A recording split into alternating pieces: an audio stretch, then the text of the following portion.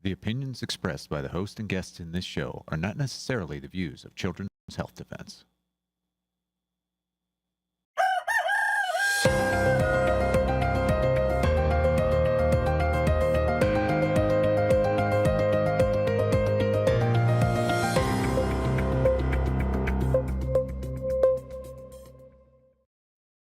Good morning, CHD. Welcome to Pediatric Perspectives. And Happy New Year. Welcome to 2026. We are still the program that challenges health issues by looking at things differently. One that includes critical thinking. One that's not afraid to give you the honest truth. This episode today is unique. We are going to have two talks that were given at the recent Children's Health Defense Conference, both powerful. First, Dr. Larry Palevsky gave a talk called Make Children Well Again. In just 22 minutes, you will get the data, the horrifying magnitude of chronic illness, chronic inflammation, our sick children. And Larry shares the solution, and it's brilliant. It's about looking at the root cause of what's making our kids sick. And he really details the fact that stress and inflammation are at the heart of most of our illness. So you're going to know what to do once you understand what's causing the problem. The body has an innate way to heal, so you don't want to suppress that healing. To make kids healthy again, well, it's just not enough not to vaccinate. I hope you listen to that whole talk. Next, we're going to also watch the episode and talk given by Steve Kirsch on what the Czech data tells us. Steve Kirsch founded the Vaccine Safety Research Foundation, and in his 23-minute talk, it's a masterclass on vaccine safety. He goes over the CDC mortality study. They compared vaxxed to unvaxxed. Yes, they did in 2017 on the VSD data. Guess what they found? No mortality benefit up to age 4 for children who are vaccinating. So why require vaccines if it's not providing even a mortality benefit? Secondly, the Czech data saw massive mortality from the first dose of the COVID vax. Old people not dying from shots was because it's the immune response to the shot that's killing people. And so the young with robust immune systems had a lot of problems with those shots. Placebos would reduce mortality 90%. That's the healthy vaccinee effect. And that Czech data, what they did was they matched two groups by matching their mortality. They looked at birth, death, and when they were vaccinated, and see over time if the vaccine was helping or hurting. 11 million record level data, and they found that the risk of getting COVID was the same, whether you vaccinated or not. I hope you enjoy both of these talks, and I wish you a very merry and happy new year for 2026.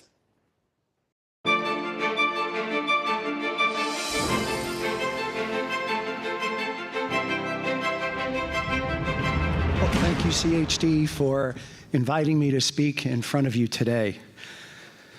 So I want to speak about Make Children Well Again.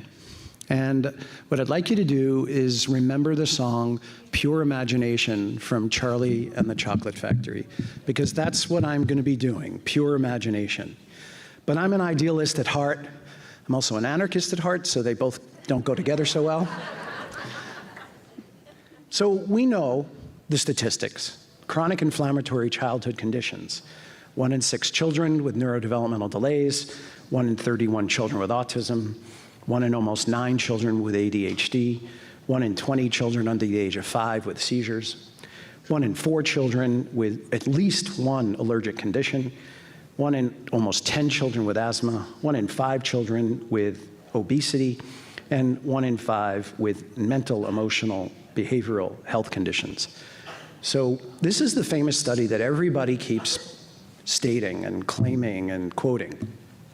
This was a 2011 study that was based on a survey of 91,000 children, the National Children's Survey, and National Survey of Children's Health, that was done in 2007.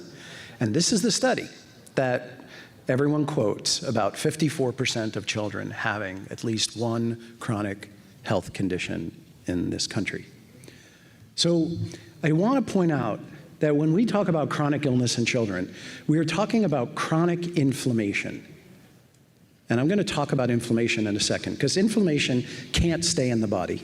It has to come out. But what happens in children with chronic inflammation is they get sick. And what you see is immune system dysfunction, neurological dysfunction, mitochondrial dysfunction, gastrointestinal dysfunction, lymphatic dysfunction, toxicity, poisoning, infections, and they're unable to detoxify. And so there are three main problems in children with chronic illness. One, there's too much inflammation coming into their bodies. Two, there's too much inflammation that keeps circulating in their body on an ongoing basis. And three, there's not enough inflammation exiting the body. And how do we get inflammation to exit the body? Very easily. We exhale, we pee, we poop, we sweat and smell, we sleep and rest through our nervous system, and we produce mucus. So these are 6 very important ways in which we get rid of inflammation. And in children with chronic inflammatory conditions, this is a problem. Too much coming in, too much circulating, and difficulty getting it out. So, we live in the current medical paradigm of what is called the Hegelian dialect.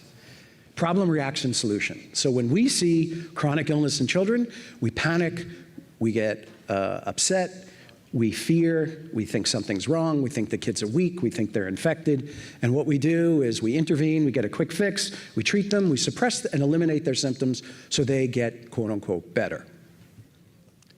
It's not the way I practice, but that's the way it is. So I want you to think for a second of what it would be like if you had a flood in your basement and we practiced the problem, reaction, solution. So the problem is the flood, right? The problem is the flood. The reaction is panic, fear, something is wrong. And the solution is get the water out. Now, how many of you in the room, if you had a flood in your basement, would stop there? None of you, right? Because if we were more proactive, we wouldn't just problem, react, solution by getting the water out, but we would find the reason for the entry of water into the basement and prevent it from happening again. And that is looking at root cause or contributing factors to overall health of the basement. Now, chronic illness in children, we never take that step. But I take that step, and I need to enforce that we begin taking that step all across our country and the world, because we don't have a medical system that actually looks at the proactivity, that looks at the fact that our children are chronically inflamed, but it doesn't matter just as long as we find a way to solve their inflammation. That's not good enough. It's not good enough for me as a medical doctor, it's not good enough for most parents, and it's not good enough for good medical practice. So we don't need a solution to fix them, eliminate the symptoms. We're better if we find the reasons for the chronic inflammation, get it out, and prevent it from happening again. So, in my experience, I'll ask you, is chronic inflammation at the root of all childhood chronic conditions? Pretty much. Can most childhood chronic conditions be reversed? Pretty much. And are parents made to believe chronic childhood conditions are a life sentence? 100% of the time. Not true, though. In addition, can most childhood chronic conditions be prevented? Not something you hear about in medicine at all, not in the Hegelian dialect. And the answer is yes, they can be. Can we figure out the causes and contributing factors to childhood chronic conditions? 100% of the time. And lastly, can we identify and incorporate safe approaches and treatments that help reduce chronic inflammation in children with chronic conditions? We can, and we do. That's why you're here. So if we were to take a proactive pediatric well care approach, and we were to look at what are the things that contribute to chronic inflammation in kids, well, it's not that much of a mystery, because children inherit genetic material, and they're exposed to material in utero that affects them, and then when they're born, the air comes into them, and that can contain inflammatory material, and the nervous system, They absorb things in their nervous system. We put things on their skin. We inject things into their body. And we put things in their diets. And then we forget about the spirit of the child, what's in the highest good of the child. But these are all things that will contribute if they're not in alignment with what is in the best interest of the child.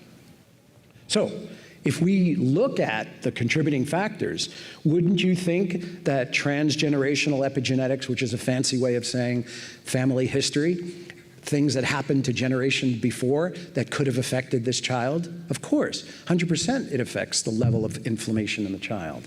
Would you think that the air quality and the nervous system exposure and the skincare products that the mother uses and the diet she eats and the injections she gets and her spirit and her living in her highest good will affect the health of the baby? Of course it will.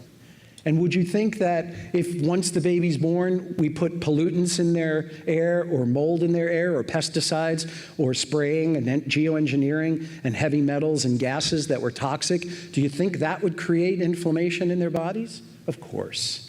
And if we exposed our children to nonstop electromagnetic radiation and cell phones and app after app after app and social media and AI where they become addicted and emotional stress and parenting stress, and we put them in the wrong schools or we put them in school at all, and if we overload their bodies with a lot of inflammation and their schedules and they don't sleep enough, they don't get enough downtime, and if they're traumatized and there's psychological stress in their environment, do you think it would create chronic inflammation in their body? Of course.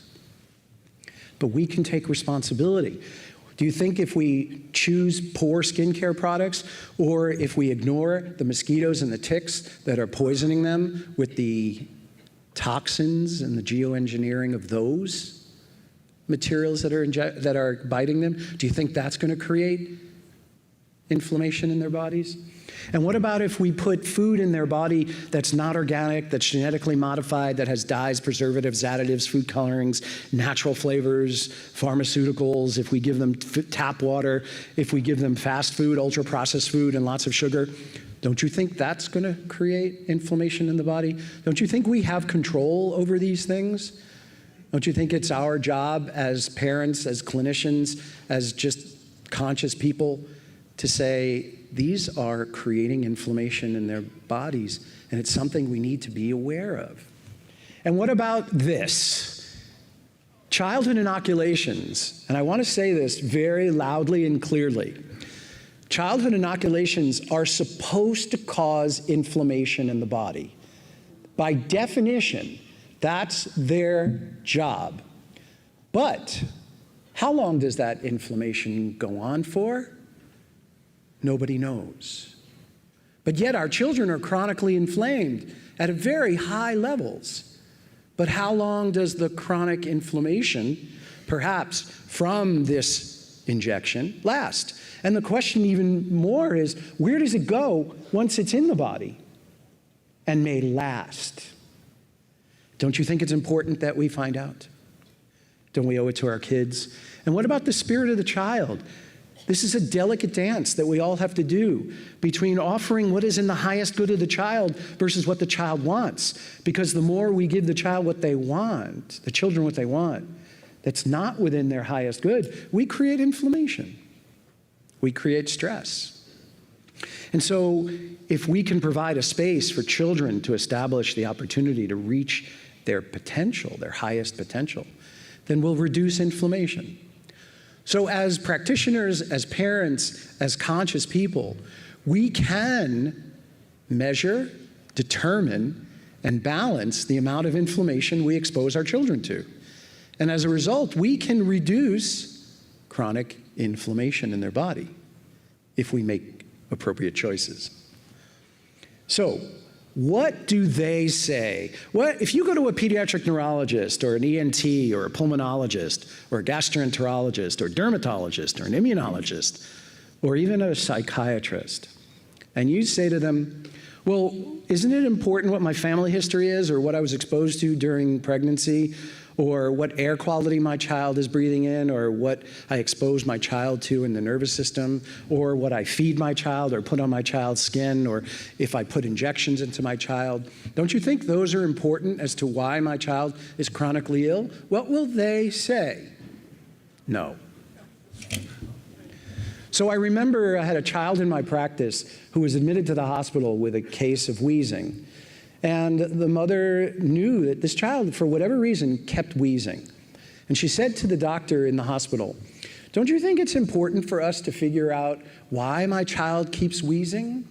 And the doctor looked at her and said, "No, it wouldn't change our treatment." The Hegelian dialect: problem, reaction, solution. Now, you wouldn't do that with the water in your basement. Why are we doing that to our children? So, here's something I want to talk about, which is acute inflammatory conditions. In the Western world, we think of acute inflammatory conditions the way we look at water in the basement. It's a problem, we panic, we treat it, it goes away. And we always think it's an infection. It's either a virus or a bacteria, or it's a parasite, or it's a virus. There's always an infection that we call it. But in fact, every acute inflammatory condition we see in children, we suppress. Fever, headaches, pain, acetaminophen, non-steroidal anti-inflammatory drugs. Sore throat, antibiotic steroid surgery. Cough, over-the-counter medicines, antibiotics, inhalers, steroids. Wheezing, inhalers, nebulizers, steroids, antibiotics. This is the Hegelian dialect. We just find a solution to make it go away without understanding, what might be contributing to it. Runny nose, decongestion, right? Antibiotics, steroids. Ear fluid and pain, decongestants, antibiotics, surgery. Congestion, over-the-counter medicines, antibiotics, steroids, surgery. Rashes, steroids, antibiotics, pharmaceuticals. Microorganisms, those deadly germs, vaccines and pharmaceuticals. But if we were proactive, we wouldn't just look for the solutions to make the symptoms go away. Because in the acute stages of inflammation, fever, cough, runny nose, vomiting, diarrhea, flu-like illness, ear pain, mucus production, rashes, we can look at the inflammatory materials that are entering the body, reduce, modify, and eliminate them, and acute symptoms will abate. You see, there's something really interesting about the human body. It's designed to get rid of waste at all costs. And in many cases, an acute inflammatory condition, like the flu, or a cold or a cough, is the way the body gets rid of the wastes. And so the body is designed to take the pure material and the impure material that we are exposed to and discern what's impure, push it to the side, bring it out to the surface, and then use the pure. And then once we use the pure, what do? We produce impure material, and we got to get that out to the surface as well. That's why we exhale, that's why we pee, poop, sweat, and smell, that's why we sleep, and that's why we produce mucus. So, the body has the innate capacity to heal. Hippocrates said, the natural healing force within each of us is the greatest force in getting well. Can we practice pediatric medicine this way? I've been doing it for over 25 years. It's not impossible, but it does take responsibility. As a parent, you know, I got to look at the air quality of my kid, I got to look at the food, I got to look at the shots, I got to look at the skincare products, I got to look at the clothes, I got to look at the toxins, I got to look at the mold, I got to look at the vaccines, I got to look at the nervous system, I got to look at school, you see how it goes for parents nowadays. But that's the state of health we're in. But we can do it because our kids are worth it, because 1 in 6 children with neurodevelopmental disabilities and 1 in 5 with mental, emotional, and behavioral conditions tells me that something's going on with the brains of our kids. And we have to look at, what are we putting in the brains? Because we're certainly putting inflammation into the body every time we give a shot. And we have no idea how long it stays or where it goes. So, in my view, and this is where many lectures could follow and many discussions could follow. When children have an acute illness, It's really a resolution by removing an overload of inflammation in their bodies. And when we suppress it, that inflammation stays in the body. We don't want inflammation to stay in the body. Why? Because we don't want to develop chronic inflammation. Because chronic inflammation means too many wastes, too many impurities. And so we have a job to do. We have a conscious job to do, to educate ourselves about what are we doing that exposes our children to more inflammation than their bodies can handle. Because when they do get sick, that tells me their bodies are strong because they're working to get rid of the wastes and the impurities that must get out. And so an acute illness is the solution almost all the time. It's not the problem. It's usually the solution to the problem. And so the chronic illness, the chronic inflammatory conditions, represents a failure of the body to resolve and complete the removal of impurities. So they become chronically inflamed. And we don't recognize what we continue to put into their bodies that create the inflammation. And then we go to the doctor, and the doctor says, don't worry, nothing of that matters. We'll just give you medicine, or we'll just do surgery. We can do better. And we are doing better. That's why you're here. So, where might these impurities end up is the big question. And that's why we have the arthritis, that's why we have the inflammatory bowel disease, that's why we have the 1 in 6 children with neurodevelopmental delays, that's why we have the asthma, that's why we have the swollen tonsils and the swollen adenoids, that's why we have the ear fluid, that's why we have the learning disability, the behavioral problems, the emotional problems, that's why we have the sleep problems, because we're in the Hegelian dialect. And we can start to shift out of it and make children well again. Because, as a famous saying, I'm a New Yorker, you know I'm a New Yorker, so I have a New York phrase. It ain't enough to not vaccinate if we're gonna keep our children well and make them well.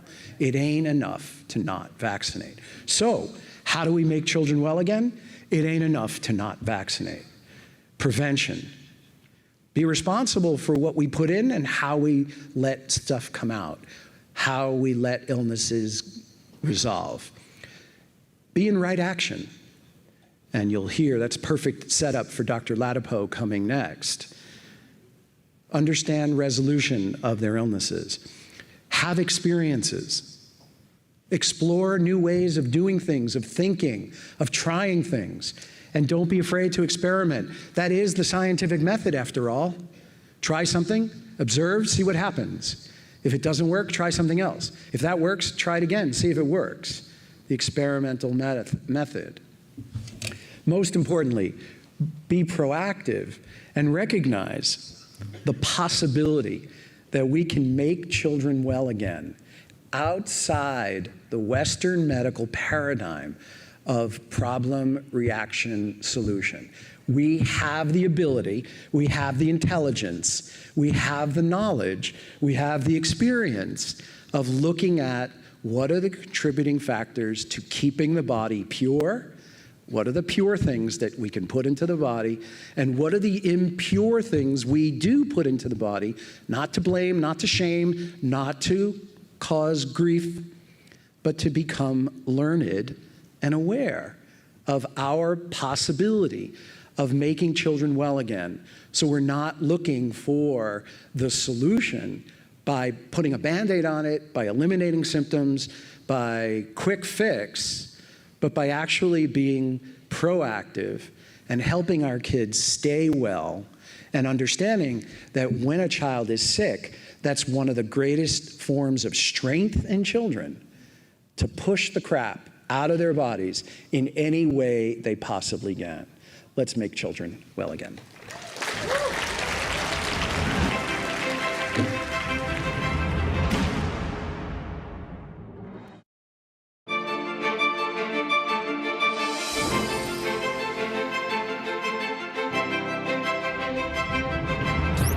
We were told to trust the science, but trust was betrayed. The vaccine injured were ignored and abandoned. Doctors were threatened and truth tellers were silenced.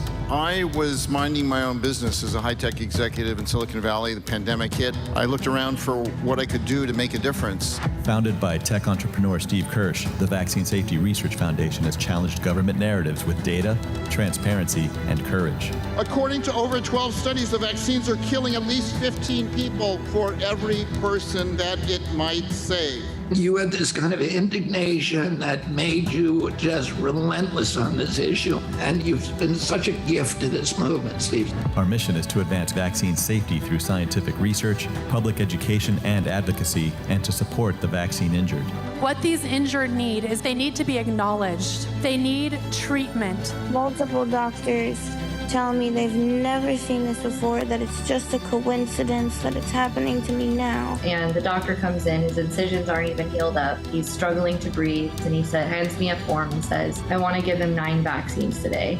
We've taken the fight public, spreading truth at public hearings, meetings, and gatherings, along with organizing historic events like Defeat the Mandates DC and LA, and the COVID litigation conferences. You have to hold these people accountable for their actions. We help fund and amplify courageous films, breaking through censorship walls and reaching millions worldwide.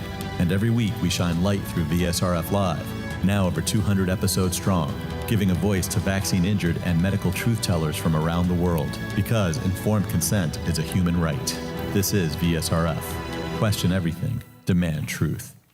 Please welcome to the stage MIT-trained engineer and Silicon Valley entrepreneur, the founder of Vaccine Safety Research Foundation, Steve Kirsch.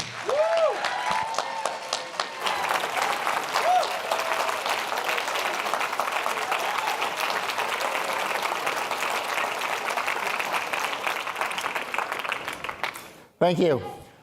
Before I get started, I'm telling you about what the science says. I want to talk to you about what's happened to 2 of my friends who are at this event, attending this event this weekend. Both of them are vaccine injured. They had 1 shot of Moderna, and that's all it took. Today, or yesterday, in the last couple of days, both of them had seizures at this event. That tells you how serious this is. This is just, I'm just appalled that this sort of stuff happens. And it's happening to people I know at this event, 2 seizures happening to 2 different people, both of whom had 1 shot of Moderna. Now, you know, if the vaccines worked, they would be making this what's called record level data, meaning 1 record per person. They'd make it publicly available so they could disprove people like me who are, you know, spreading misinformation. But for some reason, they keep all of that hidden from public view. And I've checked, there's nothing in the medical literature that says that keeping record level data from the public improves public health outcomes. The Zervo study, you've all heard of that. It's an inconvenient study. There's a great chapter in Vaccines of Men, which is a book written by Aaron Siri, available on Amazon. And it talks about that study, and he talked to the authors of this study after they were told by Henry Ford that Henry Ford wouldn't publish the study, and they said that there was no reason whatsoever that study should be suppressed. This is from the authors of this study. Now, I took the next step on that. Anybody know who Bob Riney is? Any hands? Bob Riney. Okay, Bob Riney is the CEO of Henry Ford Health System. So I got into a nice little discussion with Bob via text messaging. He's got an iPhone. So I knew when he gets each message. And he was responding very nice and graciously to all of my texts. And then I asked him the question, have you seen the movie? You know what his response was? Yeah, that was the end of our conversation. So I gave him the opportunity to learn the truth, and the people basically just run from it. So it's not like they don't know, you know, or they're innocent. It's like, no, I'm actually not going to answer a yes-no question as to whether I've seen the movie or not. Like, that's not incriminating whether you've seen the movie or not, and yet they refuse to do that. They just run from this. So if they dodge questions like this, what do you think is buried that they don't want to talk about? Because we can't talk to these people and ask them questions and have a conversation about, okay, let's try to resolve our differences.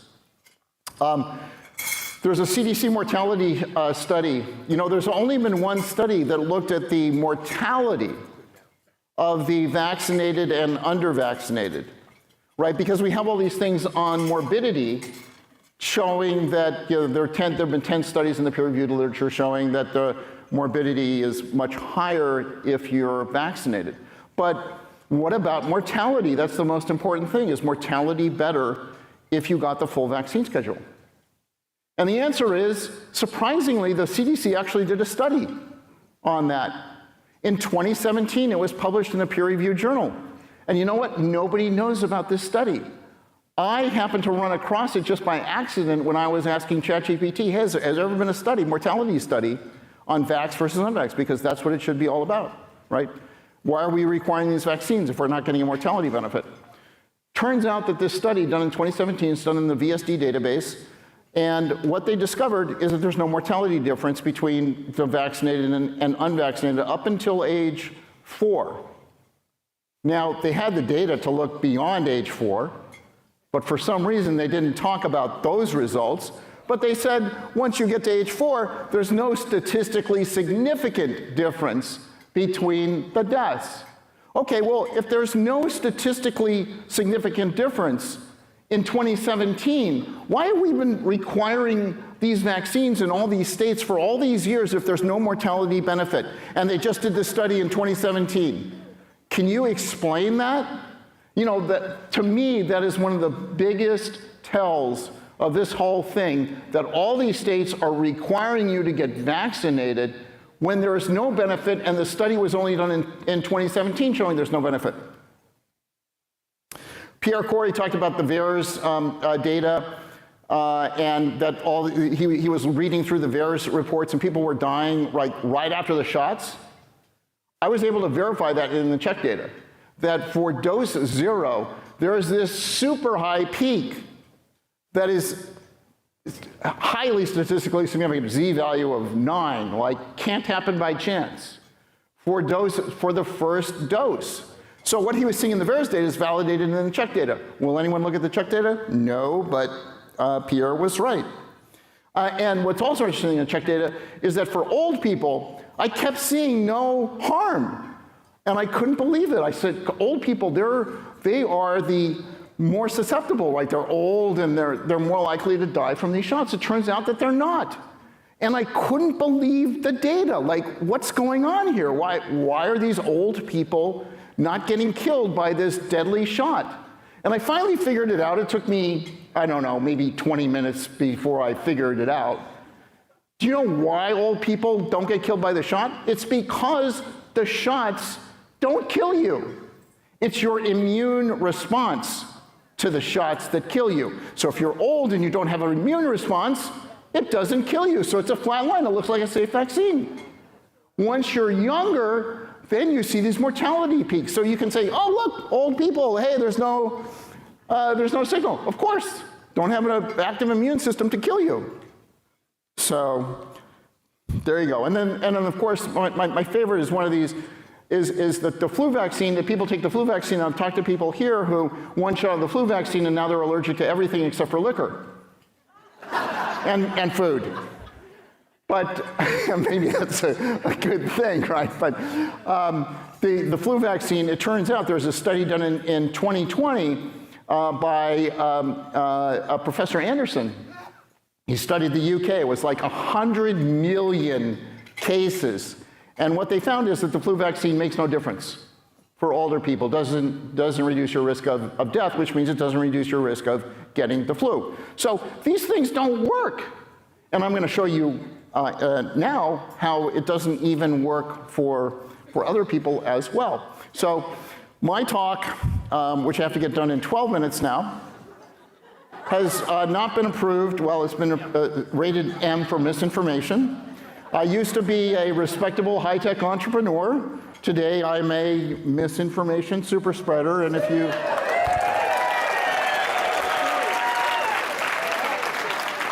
You know, Mom would be proud, at least I'm good at something. Probably wasn't her first choice as to what I was good at, but you know, it's good to be, you type in misinformation super spreader, and I'm like either the top hit or the second top hit in Google. So it's nice to be good at something. Now, I kept challenging these people to tell me how'd you get it, you know, how did I get it wrong? Like, nobody would tell me. So I kept making these $1 million bets. A guy accepted at 500K. It's now up to 3.3 million in the pot. And I think in 20 days from now, we will have definitive proof that I was right, but we'll see. So that's still ongoing. So it turns out that these, what are called retrospective vaccine observational studies, they're very difficult to do for two reasons. One's called the healthy vaccinee effect, where people who opt to get a vaccine are typically about 3 times healthier in terms of mortality. In other words, if you say, hey, I want to get vaccinated, you're going to have a mortality which is 3 times lower than people of the exact same age who say, I don't want a vaccine. Now, that has nothing to do with the vaccine itself. It just has to do with things like socioeconomic status, access to healthcare, and so forth, that the overall numbers are like 3 to 1 in terms of the mortality difference. And there's a second thing called non-proportional hazards, which means that if you have a 10x mortality difference between a person of young age versus older age, their mortality difference for COVID is not 10 times higher. It could be like 30 times higher. So it's super linear. So, which means that if I have a group of 60-year-olds and I separate them into 2 groups, one of the people who say, I want to get the vaccine, those are the people who don't, you know, or who are less likely to die. And the other group is the people who say, hey, I don't want the vaccine. I'm not sure. Anyway, the 2 groups, right? And the group, the unvaccinated, they have a much wider range of frailty and mortality than the vaccinated group. So in fact, if we didn't give them any vaccine at all, if we just gave them a placebo shot, what you would find is the unvaccinated would die at a rate that may be 5 to 10 times higher than the vaccinated, all because of who raised their hands and not because of what was given in the shot. And I'm going to show you that. So in other words, the shots, if they gave placebo shots, they'd still have 90% efficacy against death. That was the big learning for me in this $1 million contest. So, and in fact, the researchers concur with what I just said. There were 2 studies. There's one that was done in Denmark, and there was another one that was done in Qatar. And both of them basically concluded this healthy vaccinee effect is so large that all of our epidemiological methods are unable to discern a signal. So in other words, we don't have a clue with a silent F as to what is going on in these studies. So they admit that they can't do a study telling you whether the vaccine worked or not. You have to rely on the fraudulent randomized control trials, which we know are fraudulent. And if you read my Substack, there was a great article on the Pfizer, on how they gamed the Pfizer numbers. So the existing tools don't work because they're not designed for healthy vaccinee effect and non-proportional hazards. And so they try to use these things called Cox proportional hazards and all sorts of tools which don't work worth anything. And they get these bogus results, all of which agree and claim that there's a 90% efficacy when there isn't. So I had, for winning the bet, I had to do something different. I had to show that the check data, which is record level data, the best data in the world, I had to show that it was killing people. And so I had to create a new method, which I called the Kirsch cumulative outcomes ratio test, because all the other good names were taken, so I named it after myself. And this is a completely new way of looking at data that actually can be used for these types of studies because it accounts for all of these things where you can't do the matching, because they love to do these one-to-one matching, which you can't do on the check data because you don't have the comorbidity information and other things. So you have to go and just look at the mortality of the different cohorts. And so what I do is something that to me was very obvious, which is if you're trying to compare two cohorts on a mortality outcome, you should match them on their mortality. Nobody's ever thought of this. This is the amazing thing that I can't get, like, what? Why? What are these people thinking? If you want to compare two groups, compare them, normalize their mortality first. And mortality, I mean, I could go for ages on this, but mortality can be normalized such that you can compare the groups, and this is exactly what this method does. And I won't get into the details of it, but the beauty of this method is that it's totally objective. You can't game it, which is why they hate it. You can't game the system, and you only need the birth, the death, and when you're vaccinated. Those are the only pieces of information that you can tell whether or not the vaccine is going to help people or hurt people, whether it's going to save lives or whether it's going to kill people. And it tells you as a function of time, so you know, hey, over the first 6 months, it was beneficial, but over the next year, it was not. It's a function of time as to what the net outcome is, and this is what this gives you. This is why people don't like it. And I've had epidemiologists that have reviewed this, and they said, yeah, this is great. We can't find anything wrong with it, but we don't want to, please don't use our name publicly as endorsing this. This is what we're up against. So I don't have time to get into the method. It's really cool. Then nobody can find a hole in it. Grok couldn't find a hole in it. And all the AI engines are convinced this is right. But I can't get the NIH or the CDC to look at it.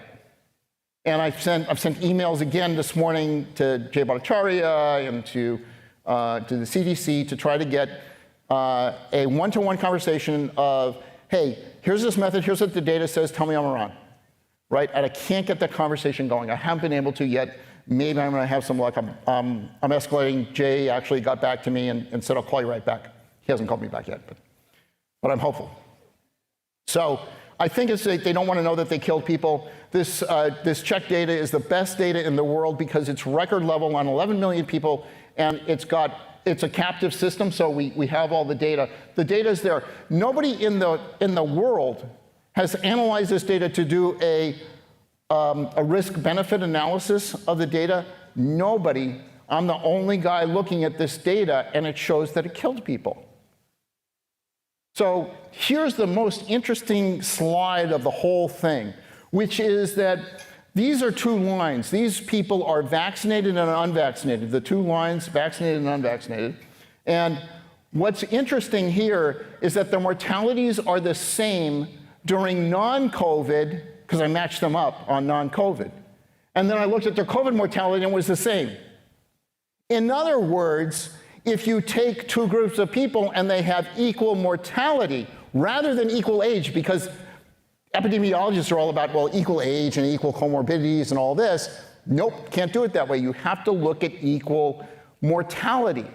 And if you look at equal mortality, what happens is that your risk of getting COVID is the same whether you're vaccinated or unvaccinated.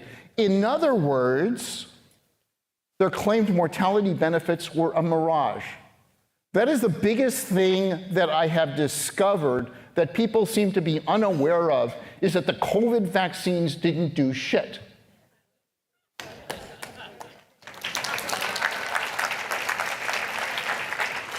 So the harms were real and very real, as I talked about earlier.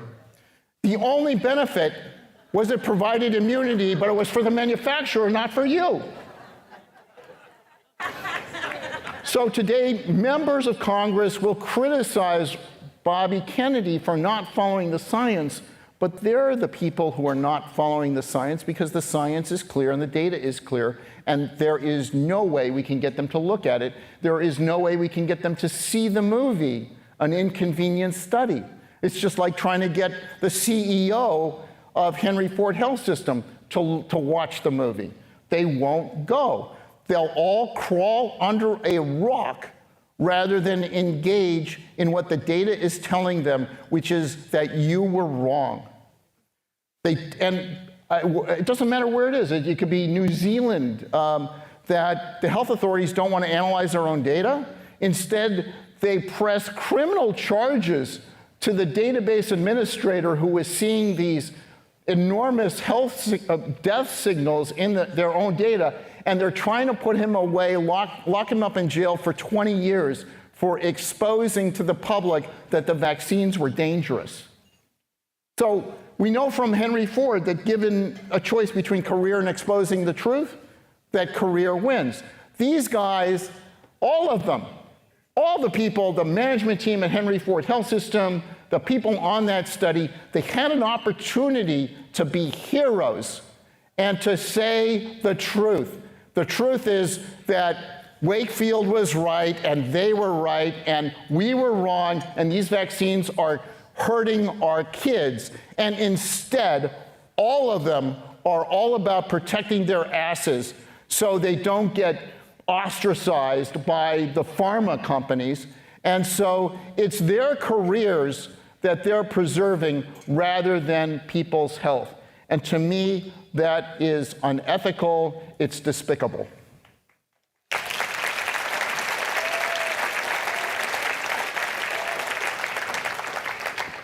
This is the former FDA head, Robert Califf. He's not there anymore, of course.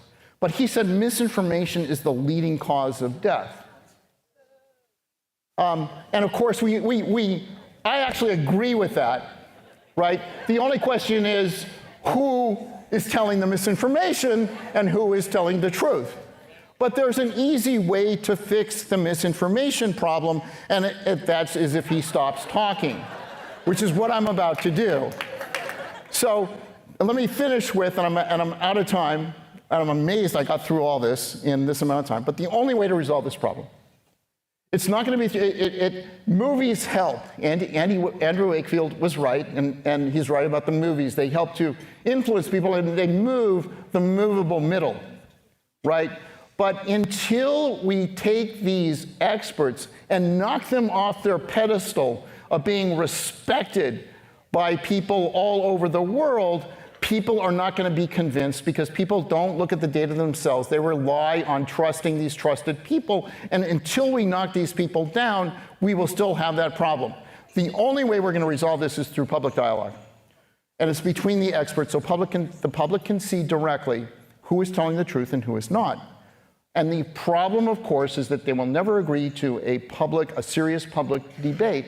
And the reason why is very simple. Is truth does not mind being questioned, but a lie does not like being challenged.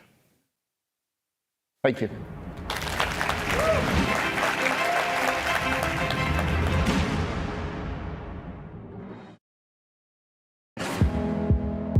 This and all CHD TV programming is made possible by generous support from viewers like you. Please consider making a contribution today to keep our programming going strong. Thank you.